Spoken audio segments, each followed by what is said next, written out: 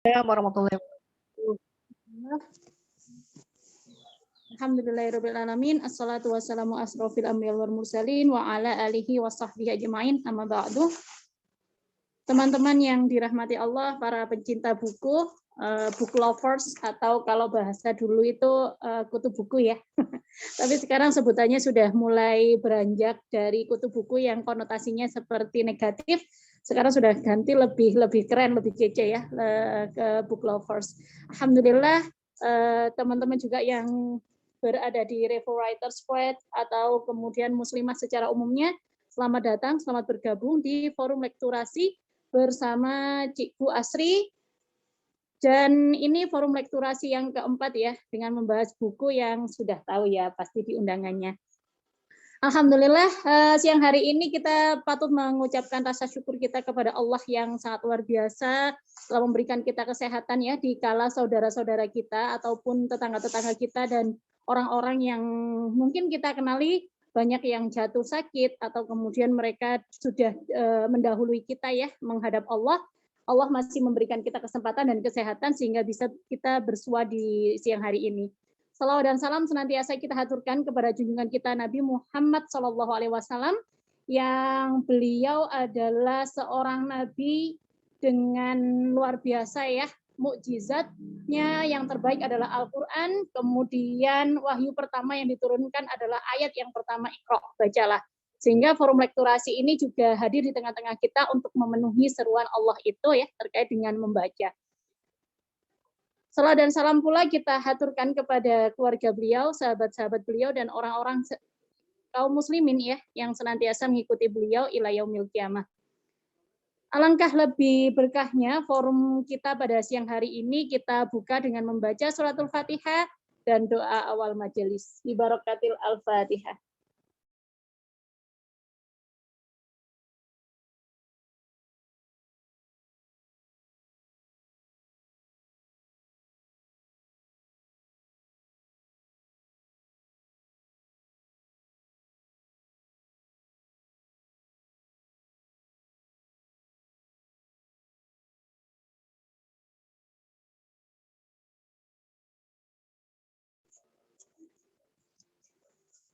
Alhamdulillah ya, kita sudah membaca doa sebagai pembukaan. Nanti ada pengantar dari saya terkait dengan forum lekturasi itu seperti apa sih. Kemudian di sesi yang utama ya tentu adalah sesi bedah buku yang sudah ditunggu-tunggu ya dengan judul yang cukup menggelitik ya.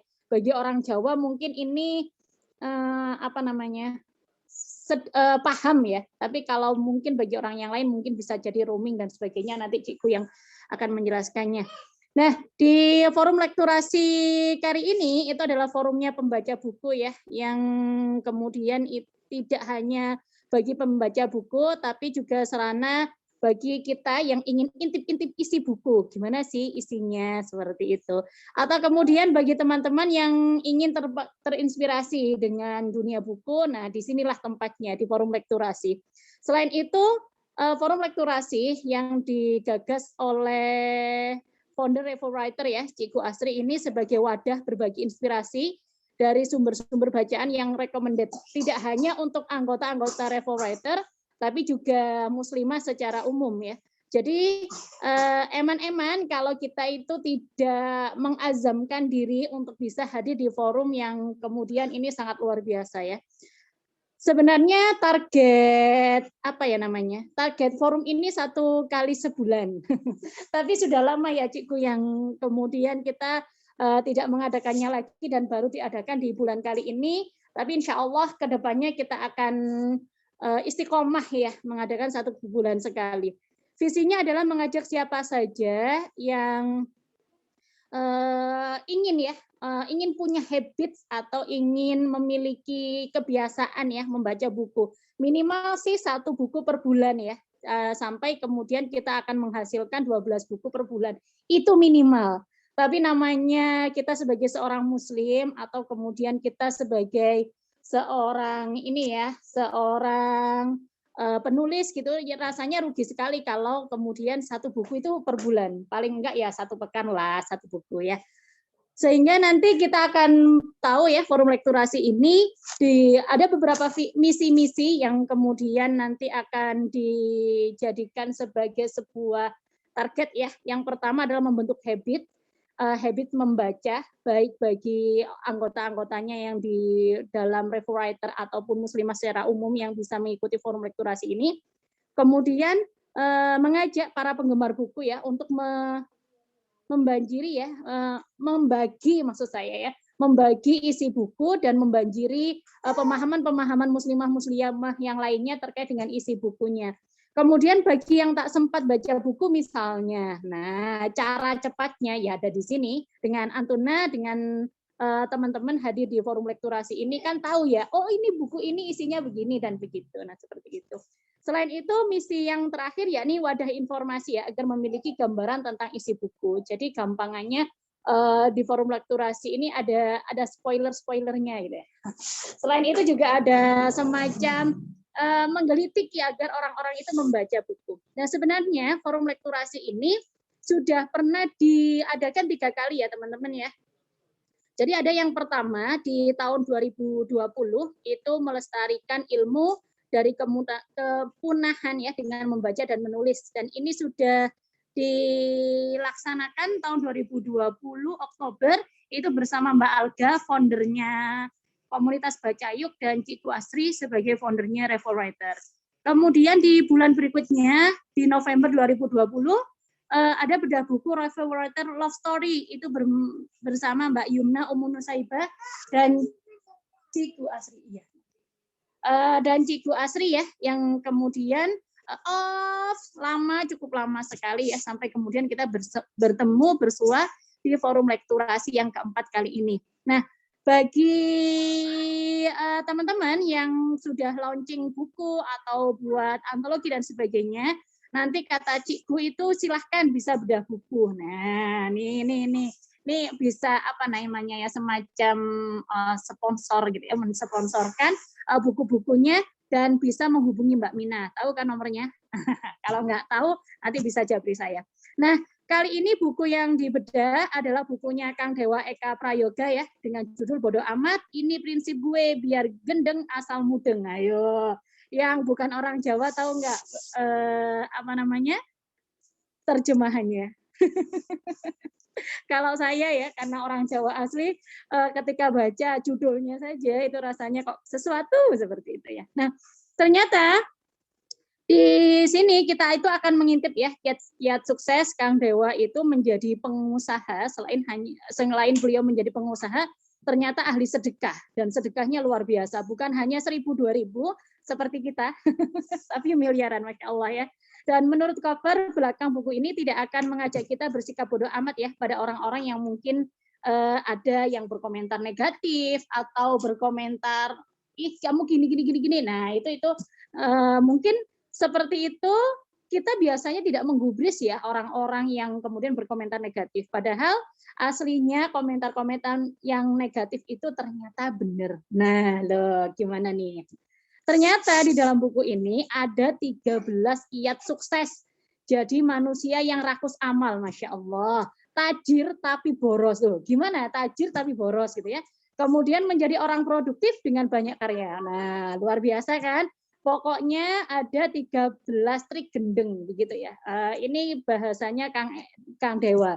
Kalau bahasa saya itu gendeng itu kan bahasa Jawa ya. Kalau bahasa Indonesianya gila begitulah.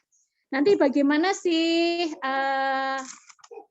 isi bukunya, kemudian model bukunya seperti apa, enak nggak Cikgu? Itu gaya bahasanya, wong saya sendiri juga penasaran ya, karena memang belum baca. Loh kelihatan kan ya. Ya, karena kita sama-sama belum baca dan kita ingin tahu seperti apa sih isi bukunya Kang Dewa Eka.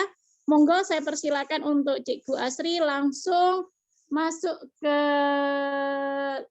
inti utama ya acara kita, yakni bedah buku. Saya persilakan Cikgu.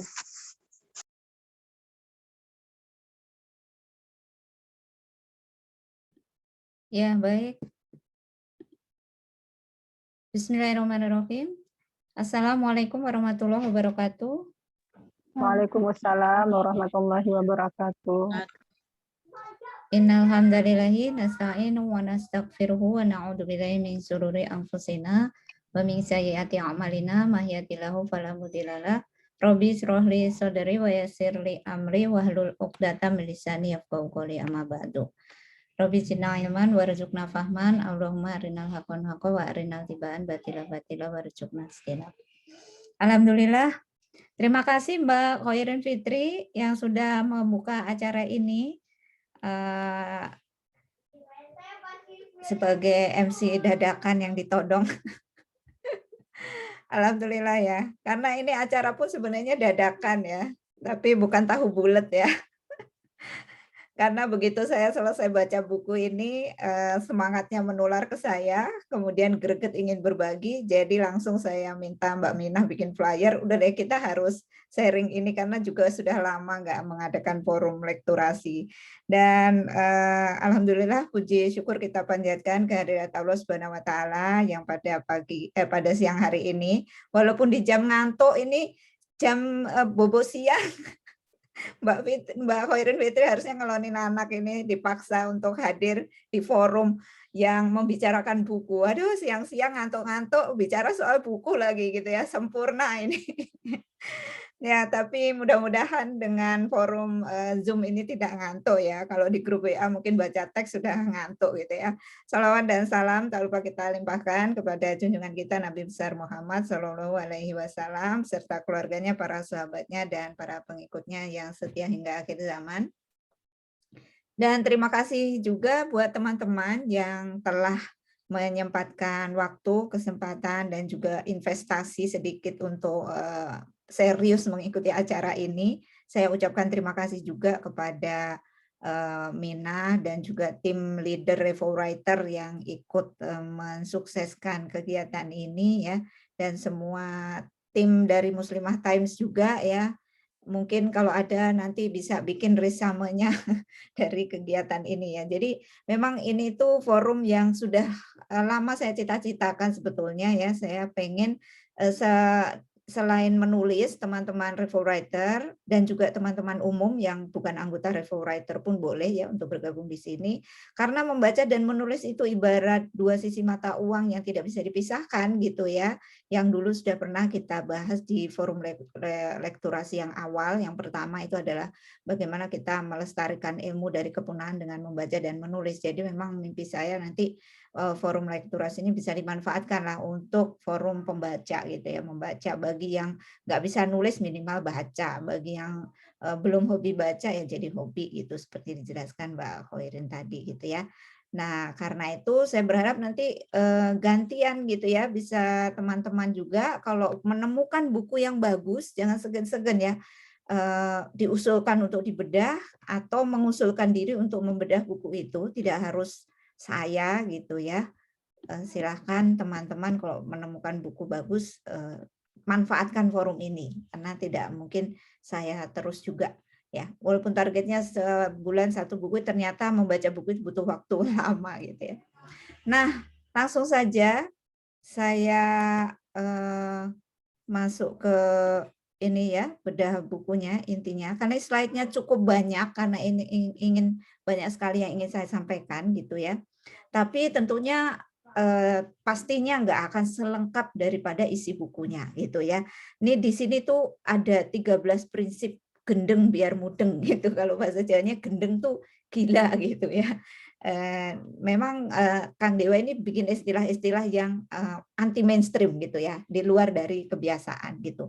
Nah, segila apakah pemikiran-pemikiran Kang Dewa Eka Prayoga ini digeber di buku ini, ada 13 prinsip yang mudah-mudahan nanti itu menjadi inspirasi. Karena bagi saya sendiri ya, pertama kesan saya setelah selesai membaca buku ini ya, saya tuh kayak di gaspol gitu ya. Gaspol dikomporin habis gitu ya, sehingga mempengaruhi mindset saya, sehingga saya rasa-rasanya pengen segera berlari action gitu. Jadi sangat ngegas banget gitu ya, khas dengan status-status Kang Dewa. Kalau teman-teman ngikutin ya di Facebook gitu atau di Instagram itu kan nyelekit gitu ya. kalimat-kalimatnya, quote-quote-nya itu napok-napok gitu kan ya. Ya itu isi buku ini juga seperti itu. Jadi gaspol gitu ya. Tapi ngegasnya ini ngegas yang baik walaupun pakai istilah-istilah yang anti mainstream seolah-olah negatif ya. Misalnya rakus gitu. Rakus itu kan bahasa negatif, tapi di sini pakai rakusnya buat apa? Rakus buat beramal, amal soleh gitu. Boros, boros itu juga konotasinya negatif, tapi ternyata boros di sini adalah boros sedekah gitu. Nah, itu istilah-istilah yang ternyata banyak ya dipakai oleh Kang Dewa itu. Nah, kemudian kenapa saya greget sama buku ini gitu ya? Sebenarnya saya sebelumnya belum pernah sih membaca buku-buku Kang Dewa sebelumnya karena saya pikir bukunya banyak kan tentang bisnis. Sedangkan saya belum menjadi bagian entitas bisnis yang merasa belum membutuhkan buku itu. Tapi buku ini bisa dipakai untuk umum ya, tidak hanya teman-teman bisnis tapi juga kita semua sebagai muslim yang ingin meningkatkan kualitas pemikiran ataupun kualitas hidup kita. Saya pikir bukan hanya untuk orang pebisnis gitu ya. Karena di sini membangkitkan optimisme kita. Kemudian ada bagian yang gue banget gitu menurut saya itu ya. Karena ternyata saya juga baru tahu gitu karena memang sebelumnya belum pernah ya mengakses buku-buku beliau ini. Ternyata saya baru tahu beliau itu seorang introvert gitu ya, introvert tapi warawiri wajahnya di beranda media sosial itu kan suatu luar biasa dan beliau begitu ekspresif gitu ya ketika menampilkan dirinya. Itu menjadi suatu yang wah luar biasa ya ternyata. Kemudian kesuksesannya itu juga berangkat dari kegiatan menulis, yaitu menulis buku kemudian menjual buku. Nah, itu gue banget. Saya rasa ini cocok banget dengan saya yang seorang penulis dan juga teman-teman semua yang juga seorang penulis kebanyakan di sini gitu ya. Kalau yang belum menulis ya nanti ya. Itu jadi makanya saya nggak sabar ingin berbagi isinya, nggak sabar juga akhirnya untuk ingin membaca buku-buku yang lainnya ya. Ya walaupun buku-buku Kang Dewa ini diterbitkan oleh KMU ini terkenal dengan buku-buku yang lumayan premium gitu ya. Karena kemasannya hardcover dan biasanya dijual itu di atas 100.000 atau rata-rata itu di atas ya ada yang sampai di atas 200.000 terutama untuk buku-buku bisnis ya. Ini bandrol resminya itu 159.000 gitu. Nah, saya nggak niat jualan buku sih, tapi kemarin waktu saya minta izin ya ke tim Kang Dewa untuk membedah buku ini, beliau kemudian menawarkan juga, oh ya boleh silakan kalau teman-teman nanti dari acara itu ada yang minat nanti kita kasih diskon gitu ya. Nah, tapi buat teman-teman yang memang belum punya anggaran ya untuk membeli buku ini, ya kita intip aja ya isinya ini apa gitu ya. Karena memang saya inginnya teman-teman kan pasti kalau mau beli buku kan mikir-mikir gitu ya, udah harganya mahal nanti bagus nggak sih gitu kan. Apalagi kita emak-emak gitu ya, waduh anggaran cekak gitu, anggaran buat beli buku juga mungkin belum rutin setiap bulan. Kalau lihat buku dengan harga buku 70-80 aja udah merasa mahal gitu ya, apalagi di atas 100.000 itu. Jujur aja gitu kan. Makanya saya memilih buku yang premium ini semata-mata juga ingin membantu memberikan rekomendasi kepada teman-teman. Dan kalau toh kita belum mampu untuk mengaksesnya, membeli, maka ya kita intip rame-rame. Termasuk juga buat teman-teman yang merasa ya, biasanya problem teman-teman untuk membaca itu, minat baca rendah karena kalau baca buku, apalagi buku non-fiksi, apa yang terjadi? Ngantuk, bosen, boring, betul nggak? Akhirnya nggak selesai baca buku itu gitu. Kalau baca novel betah karena kepo, penasaran dengan kelanjutannya gimana. Habis bab 1, bab 2, bab 3 bisa sampai lupa waktu gitu. Tapi kalau disuruh baca buku non-fiksi, waduh ini udah nyerah ya, angkat tangan duluan, bendera putih duluan gitu karena menganggap buku non-fiksi itu berat, bikin ngantuk, membosankan dan sebagainya. Tapi insya Allah kalau bukunya Kang Dewa ini ringan banget, bahasanya juga bahasa kayaknya nyetatus, kayak bahasa curhat ya. Jadi bukan bahasa sastrawi yang berat banget atau bahasa ilmu bisnis yang berat banget, enggak. Kalau yang enggak ngerti ilmu bisnis pun baca ini insya Allah ngerti gitu ya. Yang diawali dengan judul bodoh amat. Bodoh amat nih apa sih? Apa kita nggak peduli sama sekali gitu ya? Ya betul, memang ada satu sisi yang kita nggak perlu peduli dengan apa? Dengan nyinyiran orang atau dengan omongan orang. Ya contohnya kalau orang mengatakan sesuatu yang negatif sama kita, udah deh bodoh amat gitu ya. Karena apapun yang kita lakukan itu pasti ada saja orang itu yang nggak serp, nggak setuju gitulah ya. Nah, makanya ya diawali dengan ya kalau kita sukses dibilang kebetulan itu bodoh amat gitu ya. Kalau kita di apa namanya diomongin ini itu udah lah, pokoknya nggak usah terlalu mikirin gitu ya. Intinya gitu. Kemudian ada banyak mindset yang ditanamkan di buku ini ya.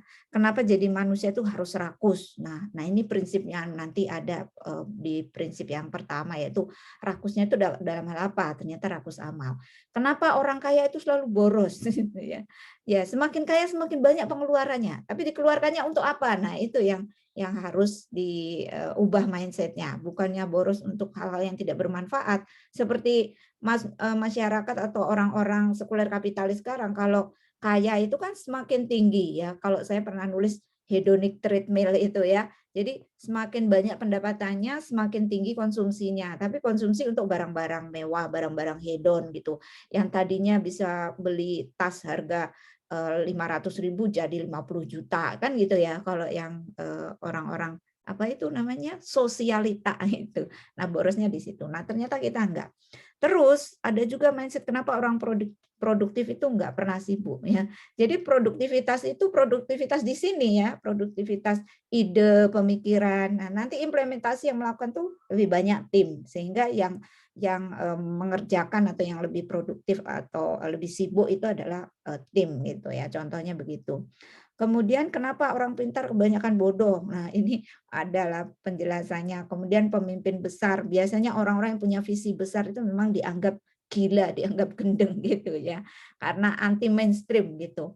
Kemudian apa perbedaannya antara seorang pekerja dengan karyawan?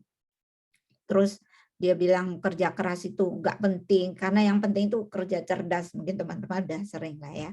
Kemudian kenapa orang kaya itu makin kaya, kenapa orang miskin tetap aja miskin, kenapa enggak perlu nabung ya. Ya, tapi ini tidak semua saya jelaskan ya. Kemudian yang penting kenapa action itu bukan penentu kesuksesan. Ini terutama kalau ingin sukses itu tidak cukup dengan action saja gitu ya. Baik, langsung kita ke bentar. Ini diklik kenapa nggak mau? Ke prinsip yang pertama ya. Prinsip yang pertama, ini saya klik enter nggak mau nih. Nah ini. Prinsip yang pertama adalah rakus dalam beramal gitu ya. Saya singkat-singkat aja ya. Jadi kita itu sebagai manusia punya fardu ain, kewajiban-kewajiban yang harus kita jalankan sendiri. Nah, kita rakusnya itu rakus dalam beramal itu khususnya adalah yang berkaitan dengan amal-amal kebaikan yang tidak bisa kita delegasikan, tapi harus kita sendiri yang melakukan gitu ya. Karena nggak mungkin kita itu mencari pahala dari orang lain untuk kewajiban-kewajiban perintah-perintah Allah yang memang itu harus kita laksanakan secara fardu ain itu. Jadi kita itu harus serius benar memikirkan amal dan bekal untuk akhirat, kemudian serius meninggalkan kemaksiatan dan larangan, serius melakukan perintah Allah dan Rasulnya. Insya Allah ini mah teman-teman sudah sangat mafhum gitu ya. Jadi kita enggak omong doang, enggak NATO, no action talk only gitu ya.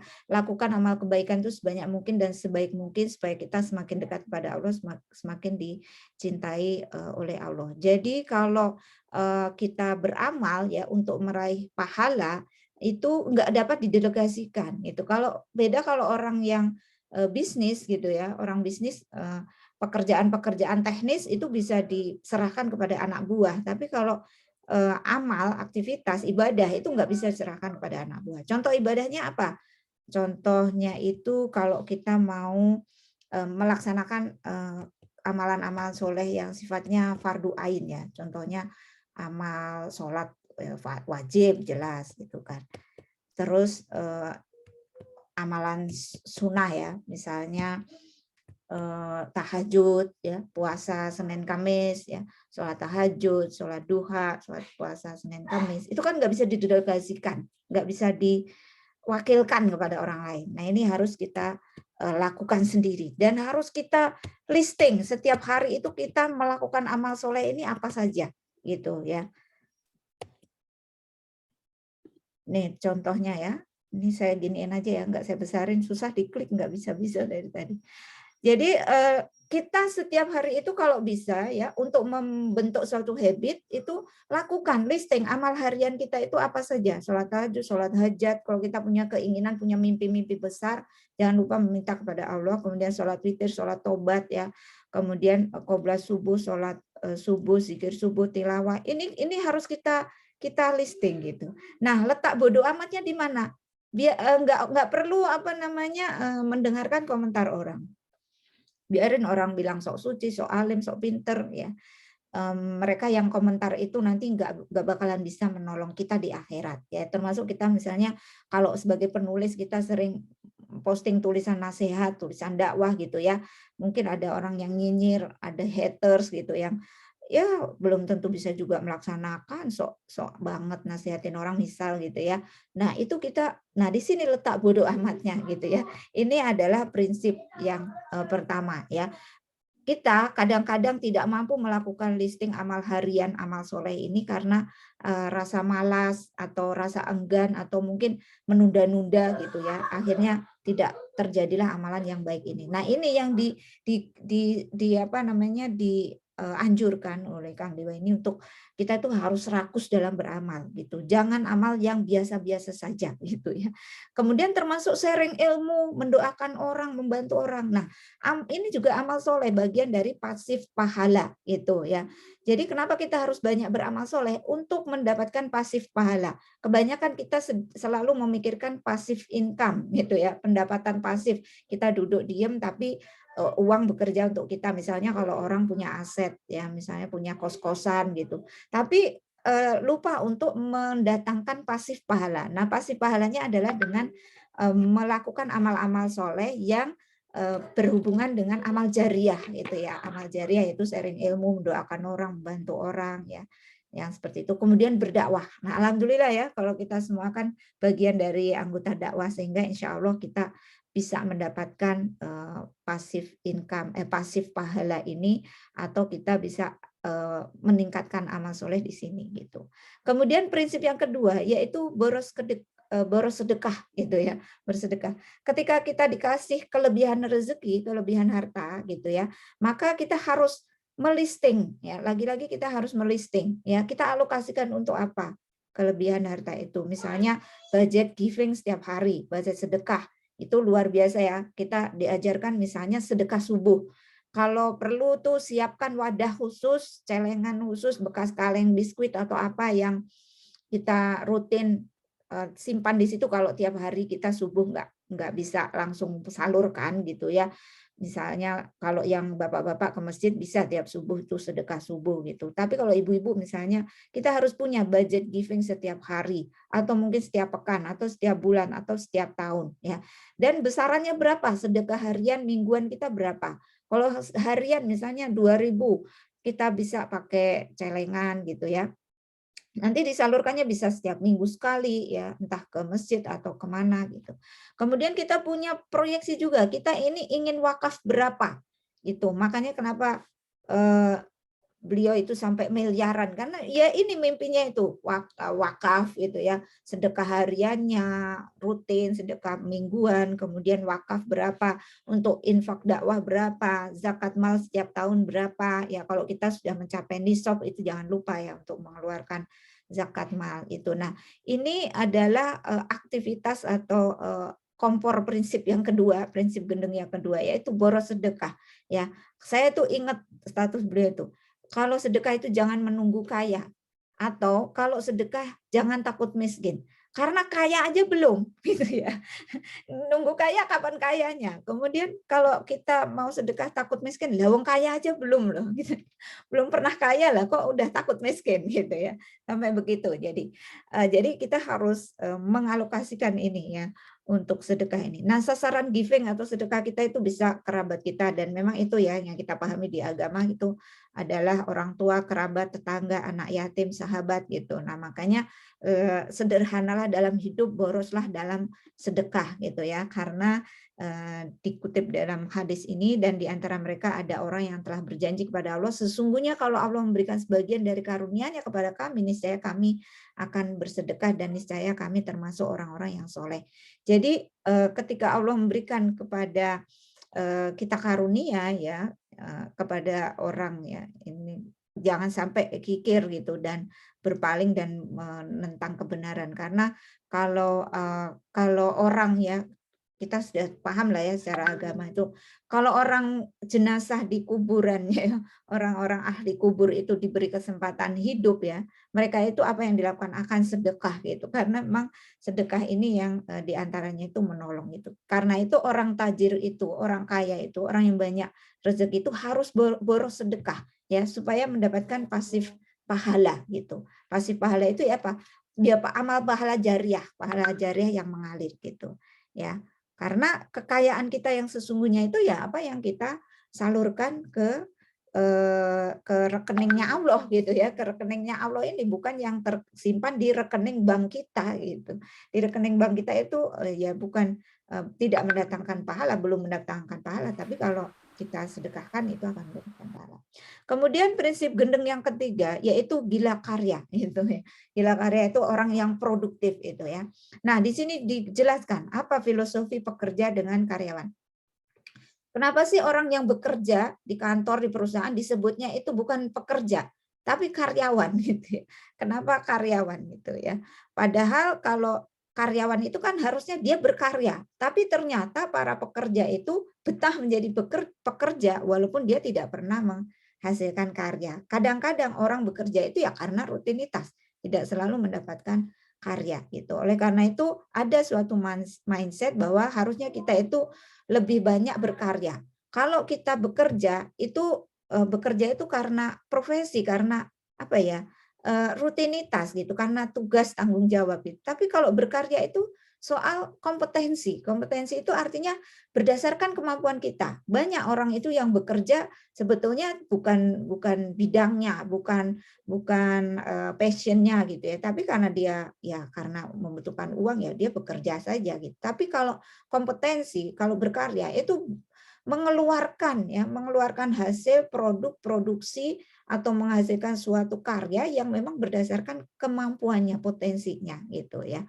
Kemudian kalau orang bekerja itu demi gaji, kalau orang berkarya itu karena dia suka, karena cinta gitu ya. Misalnya kita berkarya sebagai penulis, melahirkan buku, bukan semata-mata karena bukunya itu supaya dapat uang, kan enggak ya, walaupun dapat uang juga bisa gitu. Tapi biasanya orang yang bekerja itu karena gaji ya, pegawai swasta ataupun pegawai negeri ya, itu karena memang mengejar imbalan berupa gaji. Tapi kalau orang berkarya, misalnya dia pegawai yang rajin, dia tidak hanya bekerja sesuai dengan tanggung jawabnya, tapi juga berkarya ya, punya ide-ide kreatif. Karena apa? Karena dia cinta, suka. Ya misalnya seorang guru, dia tidak hanya menyelesaikan kurikulum, tapi juga berinovasi membuat suatu kurikulum misalnya ya, kurikulum pembelajaran untuk anak didiknya supaya lebih mudah kayak gimana gitu. Nah, itu namanya berkarya gitu. Walaupun dia nggak digaji karena cinta gitu.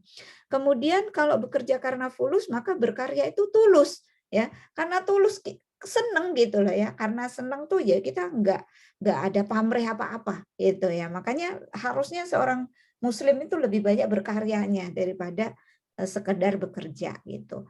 Nah, kalau bekerja itu dituntut perfeksionis, kalau berkarya itu harus kritis gitu ya, dituntut untuk kritis. Kritis itu artinya kita peka untuk ya misalnya ada perbaikan dan sebagainya gitu kan, yang karena ingin menghasilkan yang terbaik gitu. Kadang-kadang kalau bekerja itu merasa beban, tersiksa gitu ya. Tapi kalau orang berkarya ya itu karena suka, cinta, jadi terbiasa gitu ya. Jadi jangan dijadikan sebagai beban gitu. Ya misalnya kalau kita ibu rumah tangga di rumah nih, misalnya membereskan rumah, merapikan rumah, itu juga ada ilmunya ya, ilmu beres-beres gitu misalnya. Mendesain rumah, itu kalau kita ingin menghasilkan suatu karya gitu kan, karena kita suka, cinta, itu enggak jadi beban gitu. Tapi kalau kita hanya sekedar bekerja gitu ya, karena ini kerjaan saya nih merapikan rumah, akhirnya jadi beban gitu. Tapi kalau kita karena sukacita ingin mendesain rumah dengan indah gitu, nah itu kan berkarya, jadi gitu ya. Kemudian kalau bekerja itu harus hati-hati, berkarya itu pakai hati gitu karena kesukaan tadi itu. Dan kalau bekerja itu rutinitas, berkarya itu menuntut kreativitas. Jadi ini kita jangan hanya memuaskan atasan ya kalau kita ini kalau konteksnya orang bekerja ya, tapi memuaskan perasaan kita. Makanya kalau kenapa karyawan-karyawan, pekerja-pekerja di perusahaan tuh yang cepat naik karirnya, itu bukan yang mereka rutinitas kerja doang, tapi biasanya mereka itu kreatif, menghasilkan ide-ide kreatif sehingga bosnya tahu gitu ya, nanti bisa naik jabatan cepat gitu karena lebih lebih memberikan hasil karya gitu daripada dia sekedar menerima job desk dari yang sudah ada rutinitas seperti itu gitu ya. Nah misalnya kita ada yang jadi guru, perawat dan sebagainya. Kalau kita kerja lebih dalam artian berkarya gitu ya, menghasilkan suatu karya itu pasti akan mendapatkan yang lebih itu. Jadi kalau bekerja itu doing something, kalau berkarya itu giving something gitu. Jadi kalau bekerja itu lebih ke kita itu ya sekedar ngerjain gitu, tapi kalau berkarya kita itu ingin memberikan sesuatu gitu loh, ingin memberikan sumbangsih gitu ya, memberikan sumbangsih. Nah ini konteksnya kalau kita sebagai ibu rumah tangga ya mengerjakan urusan rumah tangga itu pekerjaan, tapi kalau kita menjadikan itu sebagai suatu karya, kita itu ingin mempersembahkan anak yang terbaik, kita ingin mempersembahkan rumah yang ternyaman, kita ingin mempersembahkan kebahagiaan gitu di keluarga, misalnya konteksnya seperti itu. Nah, itu bisa kita aplikasikan di situ ya. Nah, setiap orang punya cara dan ruang tersendiri untuk berkarya, maka ubah diri kita, hancurkan semua pembatas. Kalau kita punya hal-hal yang negatif, hilangkan segala penghalang ya. Kita berkarya itu nggak usah meniru orang lain, nggak usah membandingkan dengan orang lain. Kita ubah. Ada keyakinan-keyakinan yang kadang itu membatasi kita, pikiran-pikiran negatif. Saya mau jadi penulis nggak bisa, saya jualan nggak bisa, saya ngapalin ayat Quran nggak bakal bisa, saya ini itu nggak bisa gitu. Nah itu adalah keyakinan yang membatasi. Ubah diganti dengan keyakinan yang memberdayakan. Berdayakan diri kita sendiri. Sebenarnya saya itu mampu, sebenarnya saya itu bisa, sebenarnya saya itu hebat. Hilangkan itu penghalang-penghalang. Walaupun kita nggak bisa sehebat orang lain, ya, tapi cara kita sendiri, kita punya ruang sendiri, punya cara sendiri untuk hebat gitu lah ya. Semua orang punya jalannya untuk hebat masing-masing gitu ya. Balik lagi. Nah, kemudian prinsip yang keempat ya, kita itu diciptakan oleh Allah itu dengan kesempurnaan yang sebetulnya kalau kita mau menggali potensi dan cita-cita kita itu kita bisa memiliki menjadi orang yang hebat gitu ya. Makanya milikilah ambisi besar ya. Miliki cita-cita untuk menjadi bagian dari perubahan. Insya Allah kalau kita sebagai pengemban dakwah kita punya cita-cita untuk menjadi atau memberi kontribusi yang terbaik ya. Milikilah visi yang mulia gitu ya, yang bisa mendobrak ya apa yang sebenarnya kita itu mampu menciptakan sesuatu atau melakukan sesuatu yang jauh lebih besar daripada potensi yang kita miliki gitu ya. Mimpilah besar untuk ambil peran gitu dalam kebangkitan gitu. Ini kalau konteksnya kita di aktivitas dakwah bisa kita terapkan ataupun juga di dalam diri pribadi kita sebagai seorang pribadi ataupun dalam rumah tangga misalnya ya. Kalau saya misalnya saya punya mimpi sebagai seorang yang introvert, saya ingin membantu teman-teman yang introvert nantinya untuk menjadi orang yang lebih percaya diri misalnya dengan menulis misalnya. Nah, contoh seperti itu. Saya yakin teman-teman sebenarnya punya banyak sekali potensi ya yang bisa digali. Nah, termasuk juga dalam kehidupan sehari-hari. Kita itu jangan hanya untuk diri sendiri ya. Mimpi besarnya kita itu tidak berjuang untuk diri kita sendiri, tapi berjuanglah untuk keluarga kita tercinta, untuk negara kita, untuk bangsa kita, untuk agama Islam di dunia ya. Mimpi-mimpi kita secara personal boleh ya, misalnya kalau orang yang masih terlibat riba, saya ingin bebas riba. Yang masih terlibat utang, saya ingin bebas utang gitu ya. Atau saya ingin jadi ahli sedekah gitu. Pokoknya saya diam-diam harus rajin sedekah, rutin sedekah. Atau punya mimpi besar, saya ingin jadi miliarder ya. Boleh saja, silahkan gitu. Dan itu sudah dibuktikan gitu ya oleh Kang Dewa, sekarang udah menuju triliuner mungkin gitu kan. Dan tidak cukup pada diri sendiri, juga ingin menginspirasi jutaan orang ya, ingin menjadi wasilah rezeki jutaan orang bagi teman-teman yang berbisnis misalnya ya, ingin membebaskan utang orang yang kesulitan gitu, ingin dakwahnya lebih gencar lagi. Oke lah, saya nggak ingin kaya, nggak bisa bisnis, nggak apa, tapi saya bisanya dakwah gitu. Ya udah, berarti kita harus punya mimpi besar ya.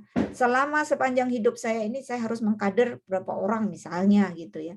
Saya harus mengisi halakoh berapa misalnya gitu. Nah, itu adalah mimpi-mimpi besar yang memang mungkin orang akan menganggap mustahil atau apa gitu ya, atau malah hati nurani kita sendiri yang menganggap mustahil gitu ya, bisikan di dalam diri kita sendiri. Saya pun begitu ya, misalnya saya nggak berani tinggi-tinggi, misalnya saya ingin menginspirasi 5.000 orang deh nulis ya, nggak jutaan gitu ya. Ya 5.000 buat saya yang seorang introvert mungkin itu udah alhamdulillah gitu. Tapi alhamdulillah naik nanti jadi 10.000 ya. Sekarang mungkin bisa jutaan gitu ya. Nanti bisa jutaan. Nah, itu dimulai dari yang kecil tapi insya Allah ya, insya Allah bisa menjadi besar gitu. Sekarang saya misalnya udah meluluskan, kalau kelas menulis basic itu udah 1.000 lebih ya, berarti kan udah lebih lah 1.000. Kalau digabung dengan kelas-kelas atau training-training offline saya dulu mungkin sudah 5.000 udah lebih gitu. Nah, makanya udah mencapai 10.000 gitu. Nah, mungkin kita nggak bisa sebesar orang lain mimpinya, ya ukur dengan kemampuan kita sendiri gitu ya. Kemudian prinsip yang kelima, nah ini pakai istilahnya Kang Dewa, itu memang istilah-istilah yang nabok-nabok gitu ya. Mulailah keberanian untuk memulai dan berani mengambil resiko, berani menghadapi ketidakpastian. Jadi kita kalau ingin meraih mimpi atau meraih sesuatu yang lebih, maka memang kita harus berani action, berani menghadapi ketidakpastian, penolakan, dinyinyirin, dicibir, berani rugi, berani bangkrut, berani gagal. Karena kalau kita nggak berani ini ya, nggak berani gagal, berarti kita nggak berani sukses juga gitu. Jadi kita harus berani take action, lalu jalani dengan ilmu, dengan pengetahuan, ya. Jadi tidak cukup kerja keras. Nah ini tadi ya, tapi juga perlu kerja cerdas. Banyak action bikin kaya, banyak mikir bikin gila gitu katanya. Jadi kita itu memang kebanyakan di sini ya, kita itu kebanyakan mikirnya. Tapi nanti gimana? Apakah bisa? Gimana gitu ya. Jadi harusnya jangan nanti gimana, tapi gimana nanti gitu ya. Seperti itu. Jadi ini prinsip 5 itu hajar play, itu maksudnya udahlah langsung action dulu ya. Langsung action, berani aja gitu. Berani mengambil resiko gitu ya. Jangan takut, jangan khawatir gitu. Karena apapun ya, kalau kita melakukan sesuatu pasti ada resikonya gitu kan. Kalau kita nggak berani mulai, ya kita artinya akan mendapatkan hasil ya kita begini-begini aja. Kalau kita nggak action ya begini-begini terus, nggak akan ada perubahan. Kalau ingin berubah, ingin mencapai mimpi ya berarti harus berani action. Kemudian prinsip keenam, ini khususnya sih untuk pelaku bisnis ya. Kalau pelaku bisnis tuh kita harus rajin mencatat ya, harus melek finansial lah gitu ya. Jangan utang, jangan riba apalagi itu, dan harus bermental kaya ya.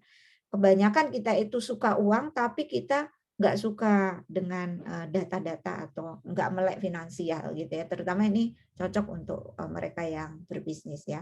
Kalau buat kita ibu rumah tangga ya termasuk misalnya ya harus cerdas finansial juga ya. Tadi itu kita ada tuntutan untuk sedekah tapi boro-boro sedekah uang belanja aja selalu kurang misalnya gitu ya. Nah, berarti kan di situ harus ada manajemen keuangannya ya. Kemudian prinsip 7, harus maksa bisa gitu ya. Harus maksa bisa. Dalam kehidupan ini banyak hal yang kita itu tidak selalu hanya bisa melakukan hal-hal yang kita sukai. Bahkan banyak yang harus kita lakukan padahal itu sesuatu yang nggak kita sukai. Itu mau nggak mau gitu kan. Siapa sih yang nggak suka duit? Semua suka duit. Tapi siapa yang suka jualan? Saya aja nggak suka jualan gitu ya.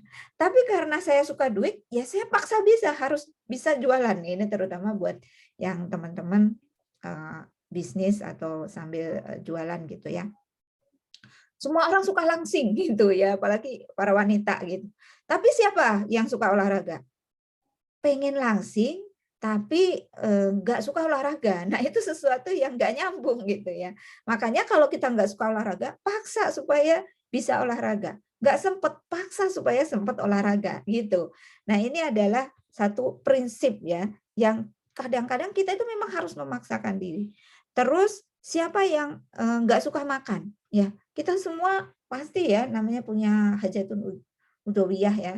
Kalau lapar kita makan, tapi udah kenyang pun masih pengen ngemil atau pengen jajanan yang premium, pengen jajanan sekunder, pengen makanan sekunder yang ini itu gitu ya. Semua orang di dunia ini suka, pasti suka kalau dikasih makanan enak, makanan lezat gitu ya. Tapi siapa yang suka masak? Kan nggak semuanya ya, nggak semua para istri, para ibu, ibu rumah tangga itu suka masak. Tapi kan kita bisa karena dipaksa gitu kan. Nah makanya segala sesuatu yang kita lakukan itu mungkin ada hal-hal yang kita nggak suka, tapi kita paksa harus bisa itu ya. Misalnya termasuk juga kalau saya di kelas istri ya, di bengkel istri, kita itu istri yang pemalu gitu. Tapi kalau sama suami ya nggak boleh malu, paksain supaya nggak malu gitu kan. Terus saya tuh nggak bisa romantis, ya paksain harus romantis gitu. Nah itu kalau di kelas istri itu. Ini prinsip yang juga bisa kita laksanakan ya. Kemudian prinsip yang selanjutnya adalah disiplin radikal gitu ya. Kita harus disiplin ya. Kalau nggak bisa radikal ya setengah radikal gitu ya. Radikal itu disiplin banget gitu ya. Disiplin radikal tuh tentukan prioritas hidup kita itu apa, sesuaikan dengan nilai-nilai kehidupan kita, kemudian tagih ya, tagih amalan-amalan, aktivitas-aktivitas yang kita jadikan prioritas ini dengan disiplin yang tinggi. Karena kalau nggak disiplin ya tidak akan jadi habit ya. Kalau nggak disiplin tidak akan mencapai kesuksesan tadi. Unsur pembentuk disiplin itu apa? Kedalaman niat, strong way-nya. Nah, makanya kalau saya di kelas nulis itu strong way kita nulis apa? Setelah kita tahu strong way-nya, maka kita akan disiplin melakukannya ya. Kemudian kalau perlu sistem pengingat, catat terus di alarm. Nah, kita harus sedekah pagi, berarti catat. Oh iya saya belum sedekah hari ini atau suruh ngingetin ya. Ngingetin teman, suami atau apa. Udah sedekah belum? Atau misalnya sholat duha, udah sholat duha belum gitu ya. Kita WA nama suami ngingetin gitu. Nah, itu ada sistem pengingat ya, supaya terbentuk habit dan kita disiplin melakukannya. Termasuk anak-anak. Ya, kenapa kita itu selalu cerewet? Ya kan? Rutinitas kita tiap pagi itu apa? Ayo bangun, ayo sholat, ayo subuh, ayo duha, ayo tilawah gitu ya. Kita itu alarm pengingat paling canggih untuk anak-anak. Nah, kita pun juga ternyata harus memiliki sistem pengingat gitu ya. Kemudian kalau perlu kekhususan tempat. Nah, kalau misalnya kita hobi baca, cari tempat yang membuat kita nyaman, paling nyaman kita baca tuh di situ. Kemudian kalau kita nulis, ya cari tempat paling nyaman kita menulis di mana gitu. Kalau kita tilawah ya, tempat tilawah yang paling nyaman yang membuat kita betah tilawah itu di mana. Nah, itu. Kemudian lakukan to-do list-nya. Ya, ini contoh, Kang Dewa itu udah ngasih bocoran contoh daftar nilai kehidupan yang bisa kita contek gitu ya. Pilih ya di antara prioritas itu 20 prioritas. Kemudian pilih lagi dari 20 itu 10 yang paling gue banget. Dari 10 ya pilih 5 gitu ya. Dari 10 harusnya pilih 5 yang gue banget. Misalnya Saya itu paling konsen, paling butuh atau paling passion saya, paling suka atau paling yang menggambarkan nilai kehidupan saya itu adalah spiritual nomor 1 misalnya, gitu ya. Atau yang nomor 1 itu seni, yang nomor 1 saya itu harga diri, yang nomor 1 saya keluarga, yang nomor 1 kebenaran. Nah itu list sampai 5 yang terpenting. Atau kedamaian, nah itu. Yang penting saya mah hidupnya damai, nggak perlu kaya, nggak perlu ini. Yang penting saya damai. Berarti nilai tertinggi kita adalah kedamaian misalnya. Ada yang nilai tertingginya misalnya uang atau cinta gitu ya. Cinta misalnya, saya tuh yang penting itu pokoknya penuh kasih gitu ya. Sentuhan, cinta, romantis dan sebagainya. Nah, itu adalah nilai-nilai kehidupan yang bisa kita contek gitu ya. Atau persahabatan ya, atau kebebasan atau apa gitu. Nah, itu bisa kita contek. Nah, dengan kita punya prioritas ya, prioritas nilai kehidupan tadi ya, maka kita bisa berdisiplin melakukannya. Misalnya kalau saya itu yang utama itu adalah orang yang kedamaian, berarti saya yang penting itu harus menjaga mental saya supaya sehat misalnya gitu ya. Spiritual berarti saya harus banyak ibadahnya itu yang harus tahajud dan sebagainya harus benar-benar dikuatkan gitu. Nah, itu diantaranya. Kemudian prinsip yang ke-9 adalah tagih, gitu ya. Tagih brutal gitu. Tagih brutal itu maksudnya kalau kita punya komitmen pada diri sendiri, kita harus disiplin menagihnya gitu. Kalau di dunia bisnis, kalau kita punya tim ya kita harus rajin menagih tim gitu. Nah, kalau kita ke diri sendiri ini ya, atau ke anak-anak bisa juga kita terapkan ya. Anak-anak kalian punya target apa hafalan satu hari misalnya berapa halaman atau 1 halaman. Nah, kita tagih. Nagihnya itu ya memang harus apa ya? Harus rajin lah gitu ya istilahnya. Jadi supaya apa yang direncanakan itu bukan sekedar wacana, tapi benar-benar menjadi aksi nyata dan memberikan hasil sesuai dengan harapan kita. Kadang-kadang kalau kita nggak ditagih, ya itu jadi melemah ya, melemah kita. Maka saya mute dulu.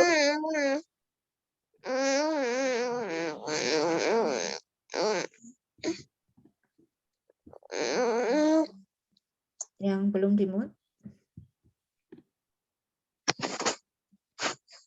Terus yang 10 ya. Sampai 10 ya. Nah, yang 10 ada prinsip yang aneh juga, yang gendeng juga, yaitu sakarepmu. Kalau bahasa Jawa sakarepmu terserah gitu ya. Terserah ini bukan berarti kita melakukan sesuatu itu tanpa ilmu gitu ya. Tapi kalau kalian mulai dari mana aja terserah gitu ya. Misalnya kalau saya di kelas nulis tuh terserah. Kalau mau nulis mau dari judul dulu boleh, dari closing dulu boleh, dari alinea pertama dulu boleh, dari alinea penutup dulu juga boleh gitu. Jadi maksudnya di situ gitu ya. Kalau pas persoalan teknis terserah. Kalau misalnya ini khusus untuk yang bisnis ya. Kalau mau membangun personal branding atau produk branding dulu terserah aja. Yang penting punya pelanggan, yang penting pelanggan loyal, yang penting barang laku gitu ya. Terus bikin branding dulu atau selling dulu, jualan dulu gitu. Ya terserah, yang penting bisnisnya jalan gitu ya. Terus kalau mau buka usaha itu langsung besar atau mending kecil-kecil dulu. Mau langsung produsen atau jualan produk orang lain dulu. Nah, itu terserah aja, mau bisnis sendiri atau mau tim partner gitu. Terserah aja. Nah, kadang-kadang gitu ya. Kadang-kadang kita itu perlu untuk fleksibel dalam hal uslub, itulah intinya ya. Yang penting target tercapai, yang penting mimpi tercapai, perkara caranya terserah gitu ya. Terserah aja, itu mah uslubnya, itulah intinya ya. Jadi yang penting kita siap dengan konsekuensinya. Kalau kita mulai jualan dulu, ya konsekuensinya paling kalau produk kalau nggak diterima jualan kita nggak laku ya ditolak. Tapi kan harus dicoba gitu, nggak usah takut. Ini terutama buat ibu-ibu yang pejuang ekonomi keluarga ya, yang pejuang ekonomi rumah tangga yang ikut membantu memenuhi kebutuhan rumah tangga keluarga gitu ya. Jangan takut untuk jualan. Paling konsekuensinya kalau produk kita memang jelek ya nggak laku gitu ya. Kalau kita eksis di medsos ya kita dicap pamer misalnya. Untuk membangun branding itu kan kita harus eksis di medsos. Kemudian kalau menjadi konten kreator kita dinyinyirin netizen dan sebagainya gitu ya. Kemudian prinsip ke-11 harus menang gitu ya. Harus menang tuh artinya Kalau kita memang punya mimpi, punya target, harus berhasil gitu ya. Caranya gimana? Caranya terus belajar, asah bakat kita ya. Di jiwa kita ini ada potensi, ada bakat yang kita yakini mungkin bakat itu enggak 100% menghantarkan kepada kesuksesan kita, tapi kalau kita asah insya Allah bisa ya. Awal cara mengasah bakatnya gimana? Kalau kita belum tahu bakat kita apa, ya dikasih tahu, dalam artian kita mencari tahu gitu ya. Terus tahu saja nggak cukup, kita harus paham gitu. Nah ini caranya. Kemudian kalau kita supaya paham gimana? Belajar ya.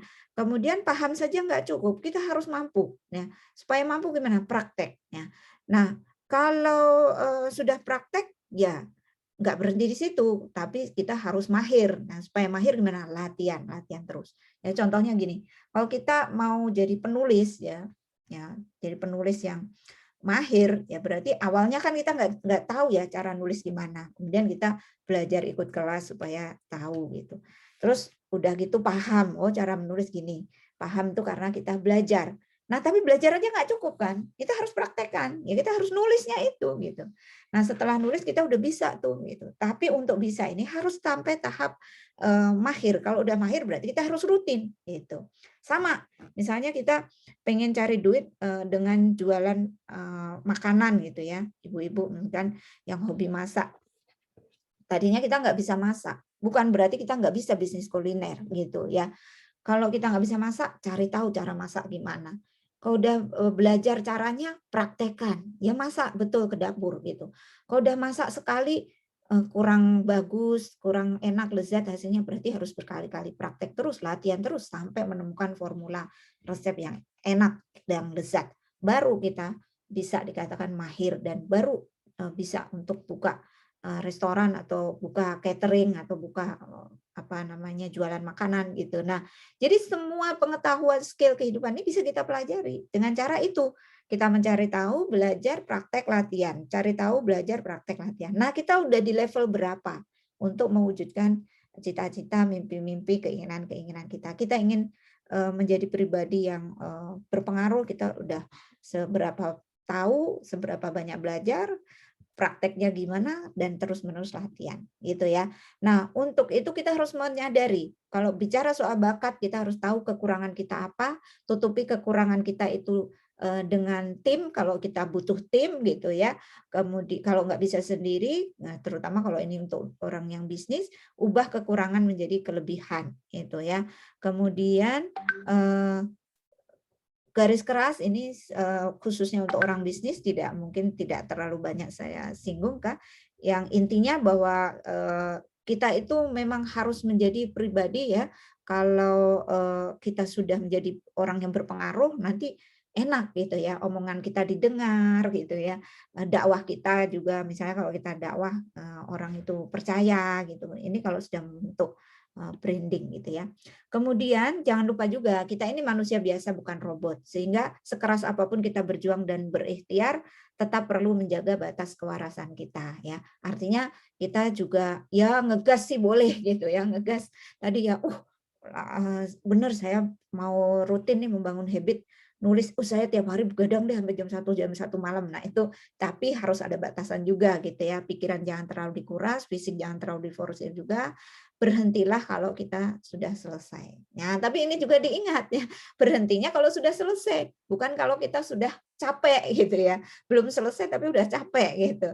Nah, memang itu harus di-manage ya, manage fisiknya, manage emosinya, manage waktunya dan sebagainya. Karena apa? Karena waktu tidak dapat diulang, kesempatan terbaik mungkin tidak akan datang lagi, dan usia kita sampai kapan kita juga nggak tahu. Apalagi di era pandemi sekarang ya, detik-detik kematian sudah sangat dekat, kita belum melakukan apa-apa gitu. Nah, ini kita bisa untuk lebih disiplin untuk menghasilkan sesuatu gitu ya.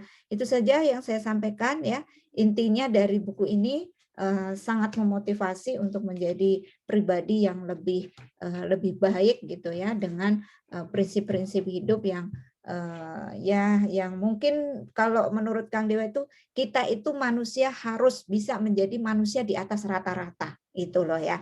Kalau kita begini-begini aja ya kita menjadi manusia rata-rata. gitu. Tapi kalau kita melakukan hal-hal yang gendeng tadi gitu ya, insya Allah kita bisa menjadi orang yang di atas rata-rata. Gitu aja kurang lebihnya, saya mohon maaf. Saya kembalikan kepada Mbak Khairin Fitri. Terima kasih teman-teman yang sudah menyimak. Masya Allah, luar biasa isi bukunya, meskipun belum baca tapi cukup tergambar ya Cikgu, apalagi Cikgu membahasnya dengan penuh semangat dan luar biasa. Tapi memang ada banyak ya sepertinya hal-hal yang kemudian ingin ditanyakan oleh teman-teman ya, karena memang ini bukunya cukup tebal ya, 200 lebih halaman, dengan harga ya juga lumayan tebal juga, buat kantongnya emak-emak itu ya. Tapi ini ada waktu ya Cikgu sampai 2:30 ya, kita bisa sharing, bisa tanya-tanya terkait dengan isi buku atau semangat. Kenapa sih Cikgu itu mengambil buku ini yang dibedah hari ini atau dan sebagainya, apa yang semangatnya yang tertular dan sebagainya. Teman-teman bisa langsung berbicara dengan Cikgu ya. Saya beri kesempatan 2 orang dulu, monggo. Assalamualaikum, izin bertanya. Waalaikumsalam warahmatullahi wabarakatuh. Mbak siapa? Dari mana asalnya? Tia dari Cilegon. Mbak Tia. Iya. Maaf kameranya dimatikan ya, soalnya tadi suaranya mulai terputus-putus suara cikgunya. Iya. Monggo Mbak. Iya, Cikgu, ini izin bertanya. Sudah sering tuh ikut agenda motivasi seperti ini gitu kan, karena merasa memang sangat butuh motivasi untuk karena banyak pengennya sih, pengen jadi penulis, pengen jadi pembisnis yang sukses, banyak deh pinginnya gitu ya. Nah itu gregetnya itu dapat 1 minggu, paling lama 10 hari, setelah itu udah down lagi gitu. Itu gimana ya Cikgu cara mempertahankan semangatnya itu? Itu aja Cikgu. Assalamualaikum warahmatullahi wabarakatuh. Waalaikumsalam warahmatullahi wabarakatuh. Yang lain langsung ada lagi?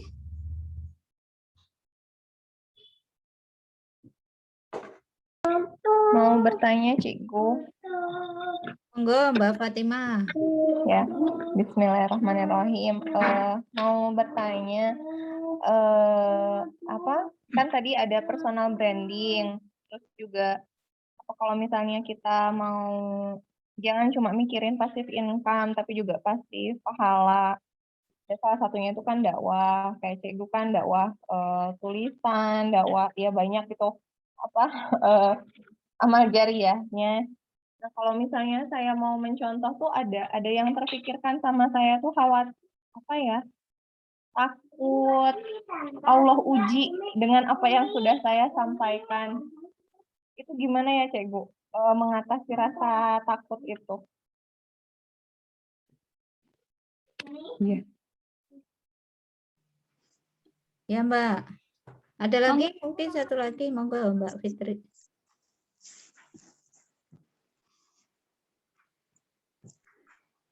Tulis Cikgu. Oh, ada satu lagi Cikgu Ya, sekalian. Mbak tulis, monggo. Ya. Tulis. Assalamualaikum warahmatullahi wabarakatuh. Masya Allah, walaupun siang biasanya ngantuk, tapi tidak ada ngantuk sedikit pun Cikgu. Masya Allah luar biasa. Jadi tadi ada 13 prinsip ya.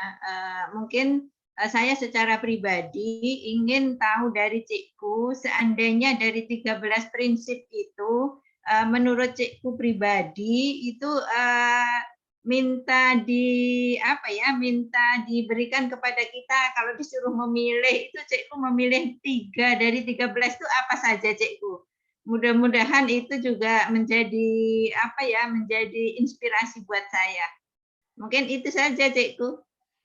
Assalamualaikum warahmatullahi wabarakatuh. Syukron. Waalaikumsalam warahmatullahi wabarakatuh.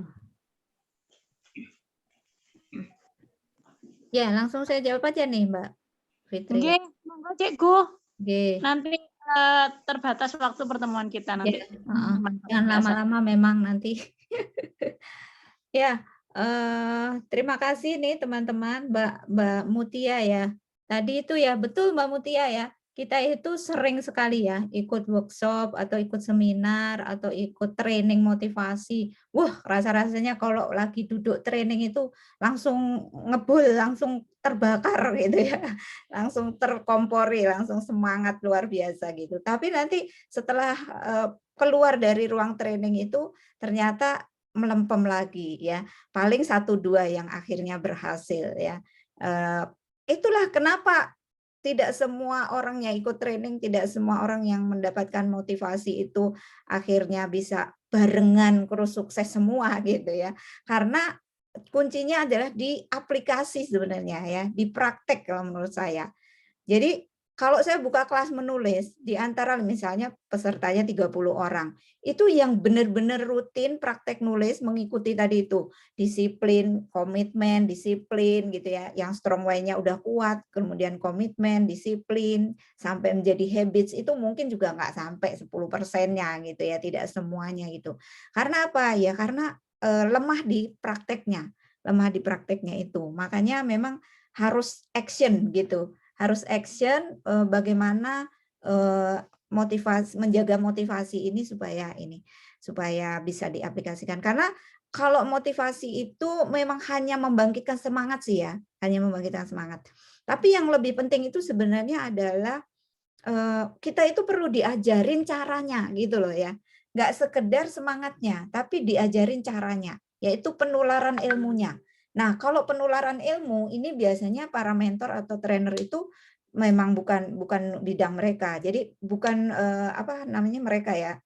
Kalau forum-forum seperti ini memang hanya motivasi, tapi biasanya ada kelas intensif atau coaching namanya. Coaching ya bahasa Inggrisnya itu ya.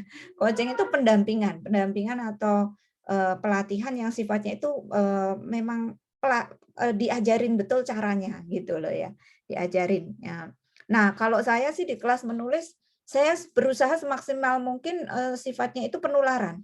Penularan tuh diajarkan betul secara teknis. Misalnya cara membuat judul. Judul itu bikinlah judul yang puitis gitu. Judul puitis tuh gimana? Yang berakhiran katanya sama A, I misalnya gitu. Nah, itu udah teknis banget. Itu penularan, namanya diajarin kalau itu. Bukan sekedar dimotivasi gitu ya. Nah, kita itu supaya bisa itu memang perlu diajarinnya ini gitu ya. Diajarin caranya teknis, praktis sampai benar-benar bisa gitu loh ya pelatihan gitu. Jadi kalau menjaga motivasi supaya tetap kuat, strong ya memang itu harus praktek. Ya, kemudian dengan praktek itu nanti kita jadi tahu celah-celah cara-caranya. Jadi dicoba ya Mbak Mutia, kalau misalnya kita sudah belajar motivasi bisnis gitu.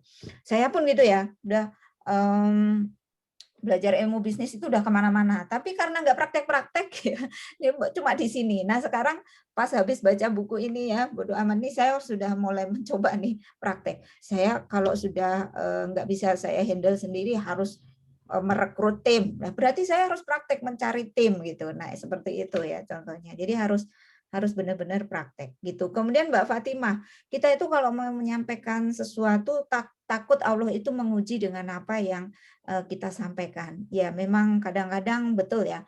Allah itu menguji sesuatu yang paling kita cintai atau sesuatu yang terutama yang paling ini ya. Tapi ya nggak apa-apa lah. Kita prinsip kita gini, kita nggak menyampaikan pun kita juga diuji, tapi ujiannya mungkin ujiannya lain gitu ya.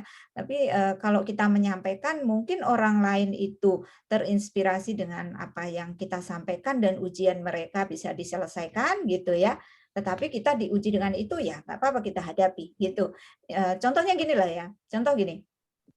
Seorang ulama ya kita tahu misalnya ulama yang ceramahnya itu masalah hati, ternyata ujiannya itu soal hati gitu ya kan itu terus kalau saya misalnya saya itu menginspirasi para istri untuk ya intinya itu supaya mereka jangan bercerai, jangan bermudah-mudah bercerai kalau belum ikhtiar gitu ya. Nah ternyata ujiannya itu justru saya ya saya diujinya itu ancaman perceraian gitu. Biasanya mungkin begitu gitu ya maksud Mbak Fatimah itu. Sehingga kita takut gitu. Kalau kita mau mengedukasi orang supaya jangan bercerai, jangan-jangan saya ujiannya justru rawan cerai gitu dengan pasangan. Jadi memang begitu ya. Kadang-kadang Allah itu menguji dengan hal-hal yang itu menjadi fokus kita, konsen kita. Misalnya ada ya seorang motivator yang sangat terkenal dengan golden word gitu ya, dengan kata-kata emasnya gitu. Ternyata diuji dengan kok ternyata kehidupan pribadinya nggak seindah kata-kata yang dia keluarkan gitu ya. Seperti itulah gitu. Dan memang ujian itu biasanya sesuatu yang kita cintai. Misalnya kita sangat mencintai harta, maka justru ujian kita itu adalah harta. Kita sangat mencintai suami, maka ujian kita itu ya suami gitu ya. Kita sangat mencintai anak, maka ujian kita itu anak gitu. Biasanya gitu ya. Entah diambil atau apa gitu ya. Seperti itu. Jadi hilangkanlah rasa takut itu, kalau kita belum pernah mencoba jangan takut dulu. Kita coba aja dan kita antisipasi dengan ujian itu. Kalau misalnya ada ya salah satu kata hikmah itu yang bunyinya antara lain begini, orang yang memberi nasihat itu memang belum tentu dia bisa melaksanakan nasihat itu, tetapi dia ingin membagikan nasihat itu kepada orang-orang yang barangkali orang yang dia bagi itulah yang mampu melaksanakan nasihat itu gitu. Ketangkap nggak maksud saya? Gitu. Jadi saya menasihati supaya istri itu jangan mudah stres. Mungkin belum tentu saya pribadi nggak gampang stres, tapi saya berharap orang yang saya nasihati itu adalah orang yang mampu untuk menerapkan supaya nggak stres gitu ya. Jadi tetap bermanfaat kok gitu ya. Mungkin manfaatnya bukan buat menolong diri saya, tapi orang lain tertolong dengan inspirasi atau nasihat yang saya sampaikan gitu. Belum tentu saya pribadi bisa melaksanakan gitu. Dan itu bukan berarti kita bukan berarti kita hipokrit gitu ya. Hipokrit itu mengucapkan sesuatu yang kita nggak bisa melaksanakan, bukan. Tapi kita toh dalam rangka untuk ikhtiar gitu ya, ikhtiar untuk melaksanakan. Ketika kita menyampaikan sesuatu itu ada tanggung jawab, kita ingin lebih baik begitu gitu ya. Misalnya saya menginspirasi orang, ayo kamu tuh harus nulis gitu. Ya, nulis tema ini gitu misalnya. Coba tulis tema ini. Belum tentu saya bisa menulis tema itu, tapi dengan saya memberi informasi atau memberi inspirasi kepada orang lain, kamu kayaknya cocok bisa deh kalau nulis tema itu. Belum tentu saya bisa nulis tema itu, tapi justru supaya orang lain bisa nulis tema itu gitu ya. Intinya seperti itu. Jadi jangan takut ya kalau kita nggak bisa melaksanakan apa yang kita ucapkan.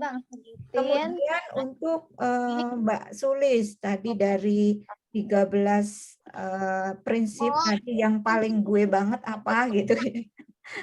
Yang paling gue banget itu kalau menurut saya yang belum saya lakukan ini ya. Enggak, yang Nomor 2 boros sedekah ini saya belum, banyak sih.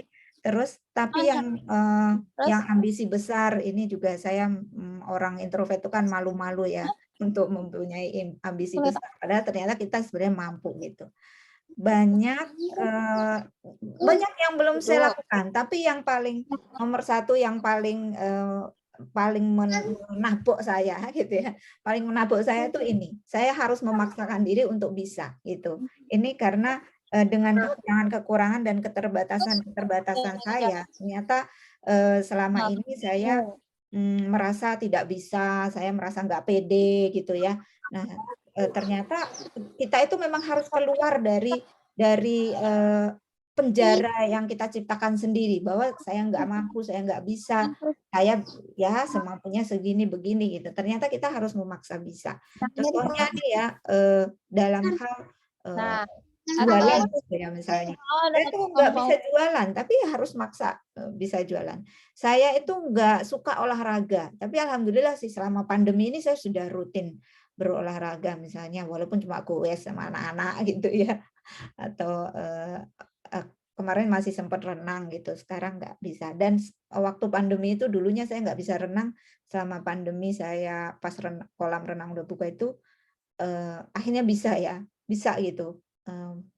Berapa meter itu panjang kolam renang itu, dari ujung ke ujung udah bisa gitu. Jadi kenapa? Karena maksa gitu. maksa bisa gitu. Saya juga ini nggak bisa masak, nggak bisa masak, tapi ya harus maksa gitu. Jadi dalam hidup ini kita mungkin melakukan hal-hal yang tidak kita sukai dan merasa kita nggak bisa. Dakwah juga begitu ya.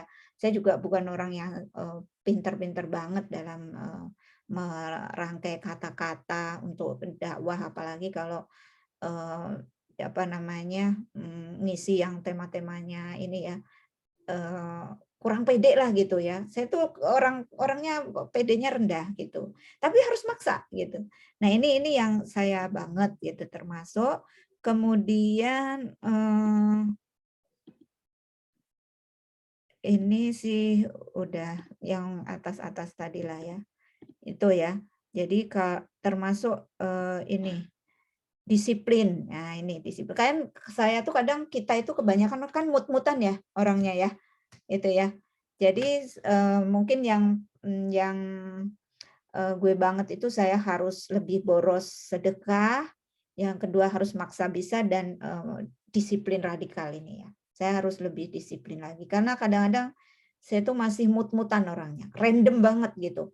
Ini kali ini saya semangat untuk bikin forum lekturasi gitu tiba-tiba gitu. Nanti bulan depan kadang saya nggak pede mau nyampein, kadang gitu loh. Saya tuh bener loh, saya tuh mungkin kalau teman-teman melihat saya orang yang pede, sebenarnya enggak gitu. Karakter dasar saya orang introvert tuh enggak pedean gitu. Itu jadi kadang masih mut-mutan. Jadi saya harus lebih disiplin lagi dalam segala hal ya. Karena masih kadang random banget. Hari ini saya semangat nulis ini gitu. Kadang-kadang besok udah rubah lagi, ganti lagi gitu. Masih kadang random ya. Saya udah punya mimpi mau membuat buku ya, mau menulis buku tentang introvert gitu. Pengalaman saya sebagai seorang introvert gitu. Tapi random banget, nanti besoknya ganti lagi apalagi gitu. Nah, itu berarti saya belum disiplin, belum menerapkan disiplin yang ketat gitu buat saya. Gitu ya Mbak Sulis, mudah-mudahan bisa ini nambah semangat. Tentunya dari 13 tadi pasti kita punya fokus beda-beda ya, sesuai dengan kebutuhan teman-teman saja gitu. Yang bisa diambil ininya, ditiru lah gitu ya. Itu aja mungkin dari yang lain teman-teman, silakan, atau saya kembalikan ke Mbak Fitri dulu. Masya Allah, luar biasa. Sepertinya masih ada tanya-tanya ini, Cikgu. Cuman tadi kan menurut Akot itu kan sampai jam 14.30. Bagaimana nambah jam atau pripun, Cikgu?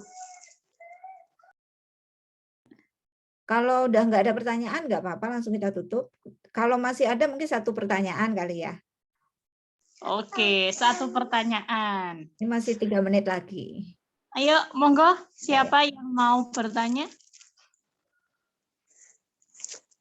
Kalau nggak ada, saya ambil dulu kesempatannya. Saya mau tanya aja, Cikgu. Saya yang bertanya. Nggak ada yang lain.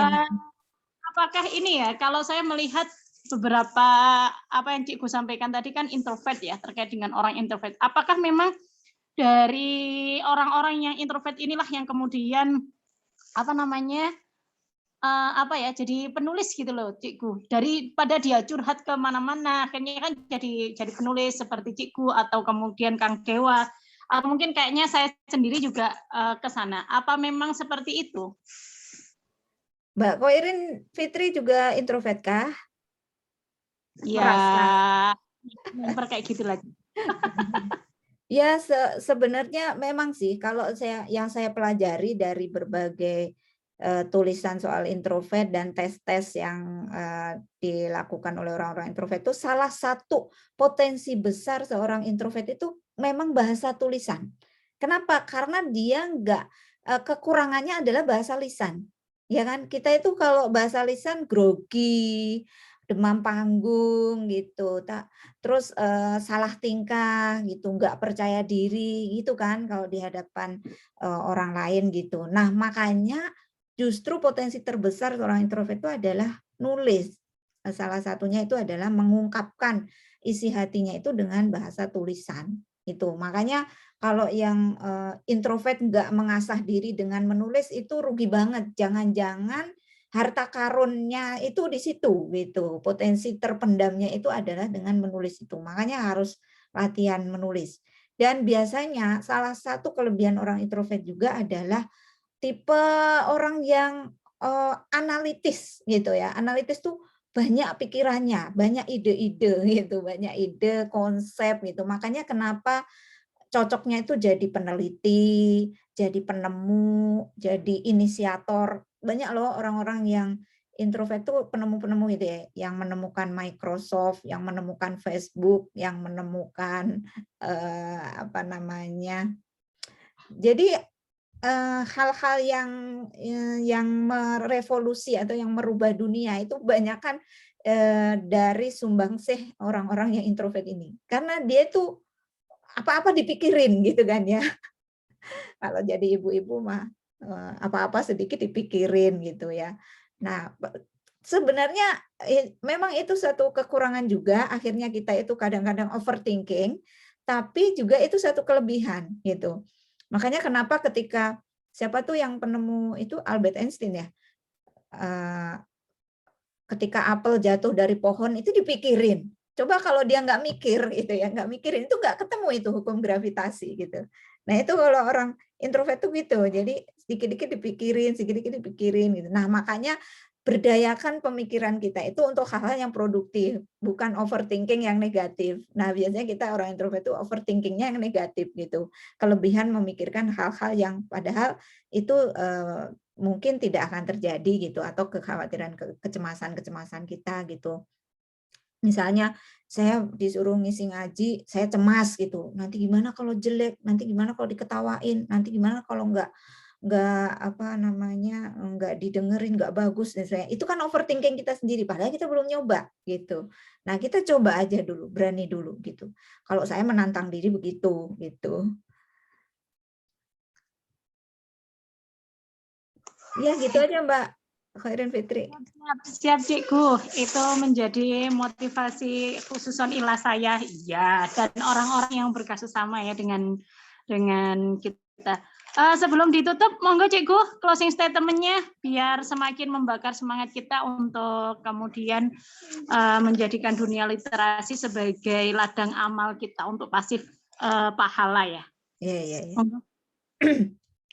Karena ini forumnya forum lekturasi, memang saya berharap itu dari sini teman-teman itu termotivasi untuk banyak-banyak membaca lah. Karena saya pribadi juga merasakan banyak insight, banyak inspirasi itu dari membaca gitu ya.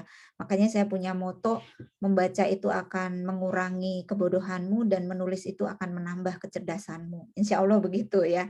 Dengan membaca kita itu menyerap banyak ilmu, banyak inspirasi dari mana-mana dan bisa membuat hidup kita lebih berkualitas. Dan dengan menulis kita menjadi orang yang akan lebih bijaksana karena kita bertanggung jawab dengan isi tulisan kita itu ya. Mudah-mudahan dari sini teman-teman nanti termotivasi untuk mengasah. Dan sebenarnya bakat itu enggak terbatas kok. Bakat itu bukan hanya nulis, baca mah butuh bakat ya. Bukan hanya nulis, masak atau apa. Sebenarnya bakat itu bisa dipretelin dengan hal yang lebih detail lagi gitu. Misalnya tadi itu ya, bakat saya itu orang yang supel, gaul misalnya. Itu bakat. Gaul berarti dia cocok tuh kalau untuk dakwah atau untuk marketingin gitu ya, untuk jualan gitu. Bakat saya itu orang yang optimistis gitu. Optimistis, punya ambisi besar. Itu juga suatu bakat sebenarnya gitu yang bisa kita asah. Bakat saya itu orangnya itu sangat empati. Nah, ini cocok dari konsultan ini misalnya gitu ya. Mudah berempati berarti cocok jadi teman curhat, jadi konsultan teman-teman yang punya masalah misalnya gitu. Jadi bisa sangat kecil dipretelin lagi dari hal-hal yang besar tadi gitu. Dari menulis bisa dipretelin lagi nulis apa gitu. Bakat saya itu menghayal misalnya itu. Nah, menghayal itu kan juga suatu inovasi ya, menciptakan inovasi-inovasi. Nah itu. Jadi sangat luas. Nah, dari mana kita bisa mendapatkan pengetahuan itu salah satunya dengan membaca itu. Dan saya yakin teman-teman nggak cukup sih bedah buku doang ya, memang isi buku itu Mbak Khairin Fitri ini yang rajin baca tahu persis ya, isi buku itu sangat tidak mudah dituangkan hanya dalam PowerPoint slide atau disampaikan secara lisan begini gitu ya. Beda-beda banget. Tetap kita menyerap ilmu yang lebih luas dan lebih marem lah, kalau bahasa Jawanya itu lebih marem gitu ya. Lebih marem itu kalau baca buku aslinya gitu ya. Itu saja Mbak Khairin Fitri, mudah-mudahan kehadiran teman-teman dan saya juga di sini kita tidak sia-sia dan menjadi amal soleh buat kita semua ya, minimal daripada kita tidur siang gitu kan ya. Itu saya kembalikan ke Mbak Khairin Fitri. Jazakumullah khairan katsiran Cikgu, insya Allah ini membuat kita bersemangat ya untuk baca dan tulis ya, karena Masya Allah motonya luar biasa, membaca mengurangi kebodohanmu, menulis mencerdaskanmu, luar biasa. Teman-teman, biar memang benar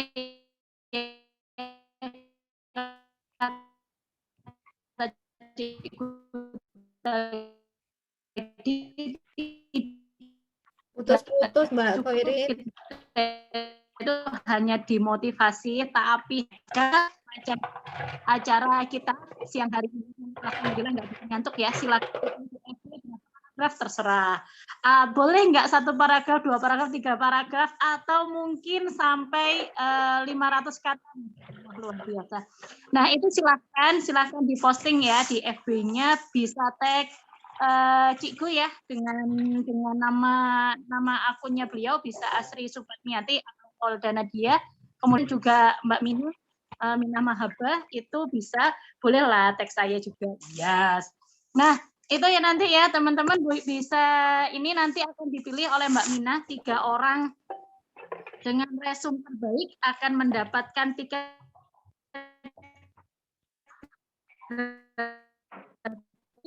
untuk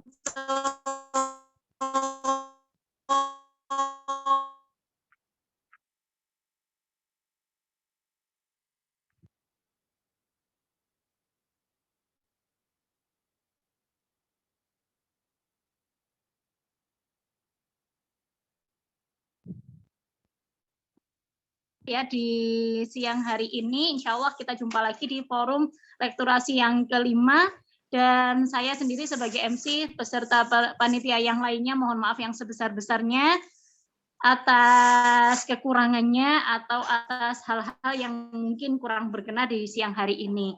Insya Allah kita jumpa lagi dan kita tutup dengan membaca suratul Fatihah dan doa awal majelis. Astagfirullahaladzim, tuh kan jadi belepotan. Kita tutup dengan doa akhir majelis ya, teman-teman, dengan diawali dengan istighfar. Astagfirullahaladzim. Alhamdulillahirabbil alamin. Subhanaka Allahumma wa bihamdika asyhadu an la ilaha illa anta astaghfiruka wa atubu ilaik. Alhamdulillahirabbil alamin.